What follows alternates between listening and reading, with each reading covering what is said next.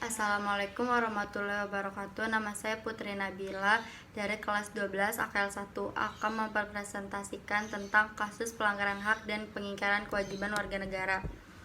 Pengertian pelanggaran hak. Pelanggaran hak adalah perbuatan yang baik disengaja atau lalai melawan hukum, mengurangi, menghalangi, atau mencabut hak seseorang sebagai warga negara dan akan dihukum secara adil berdasarkan hukum yang berlaku.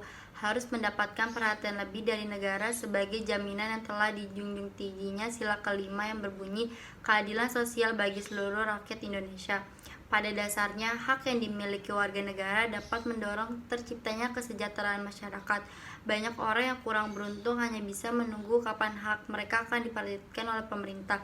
Berikut macam-macam pelanggaran hak. Yang pertama, penangkapan dan penahanan seseorang tanpa berdasarkan hukum. Yang kedua, kasus pelanggaran HAM. Yang ketiga, pembatasan hak berserikat dan berkumpul serta menyatakan pendapat. Yang kedua, pengertian pengingkaran kewajiban. Pola tindakan warga negara yang tidak melaksanakan kewajiban sebagaimana memiliki kewajibannya sendiri sebagai warga negara sesuai dengan ketentuan yang berlaku.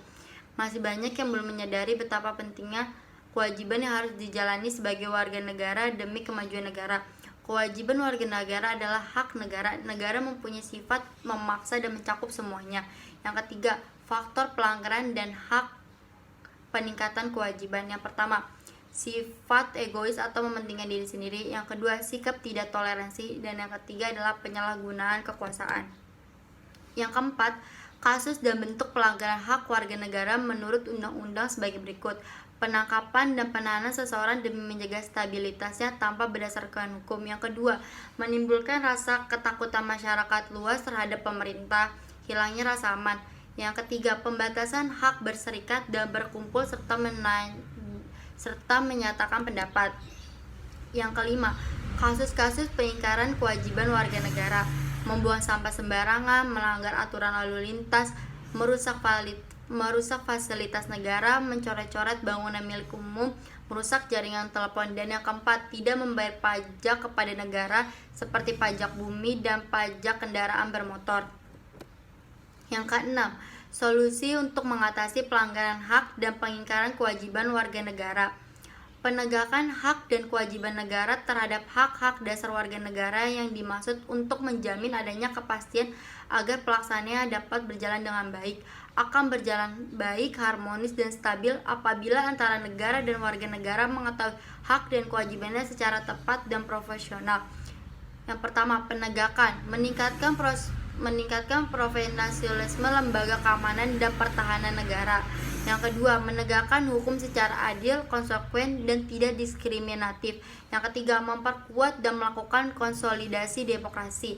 Yang B, upaya mencegah pelanggaran hak sebagai warga negara. Yang pertama, menegakkan supremasi hukum dan demokrasi. Yang kedua, meningkatkan pelayanan publik. Yang ketiga, adanya kontrol dari masyarakat. Upaya meningkatkan kesadaran pentingnya melaksanakan kewajiban sebagai warga negara sebagai berikut: melalui kegiatan di sekolah dan melalui kegiatan di masyarakat. Yang C, nilai-nilai Pancasila terkait pelanggaran hak dan pengingkaran kewajiban. Pancasila mengajarkan sebagai berikut. Yang pertama, sesungguhnya Tuhan Yang Maha Esa adalah pencipta semesta. Yang kedua, manusia yang mendapat anugerahnya berupa kehidupan bebas. Yang ketiga, sebagai makhluk yang mempunyai martabat luhur, manusia mengembangkan kewajiban hidupnya, berterima kasih, berbakti, dan bertakwa. Yang B, mencintai sesama manusia. Dan yang C adalah menyadari pelaksanaan hukum yang berlaku. Nilai-nilai yang terkandung dalam Pancasila. Yang pertama, nilai ketuhanan, keyakinan bangsa terhadap adanya Tuhan sebagai pencipta alam semesta. Bangsa Indonesia adalah bangsa religius, bukan bangsa yang tidak memiliki agama.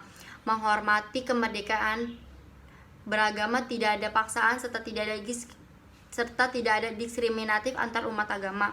Yang kedua, nilai kemanusiaan, adil beradab mengandung arti bahwa kesadaran sikap dan perilaku sesuai dengan nilai-nilai moral dalam hidup bersama atas dasar tuntunan hati nurani dengan memperlakukan sesuatu sebagaimana mestinya.